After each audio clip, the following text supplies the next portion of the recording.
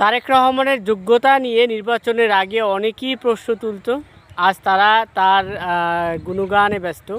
কারণ হচ্ছে ইতিমধ্যে তিনি বেশ কিছু পরিবর্তন আমাদের দেশে করে দেখিয়েছে, যেগুলো আগে কখনো কল্পনাও করা হয়নি। কৃষকদের সুবিধার্থে কৃষি ঋণ মওকুফ থেকে শুরু করে সহজলভ্যে কৃষকদের ঋণের সুবিধা এবং কৃষকদের উন্নয়নের জন্য কৃষি কার্ডের প্রচলন এবং নারীর ক্ষমতায়ন এবং নারীর কে সহযোগিতা করার জন্য, বিশেষ করে অসহায় দুস্থ পরিবারকে জন্য ফ্যামিলি কার্ড এবং মানুষের স্বাস্থ্য সুবিধার জন্য হেলথ কার্ড ইত্যাদি নানাবিধ প্রজেক্ট ইতিমধ্যে তিনি হাতে নিয়েছেন। আশা করি ভবিষ্যতে আমাদের দেশের মানুষ আরও ভালো কিছু পাবে।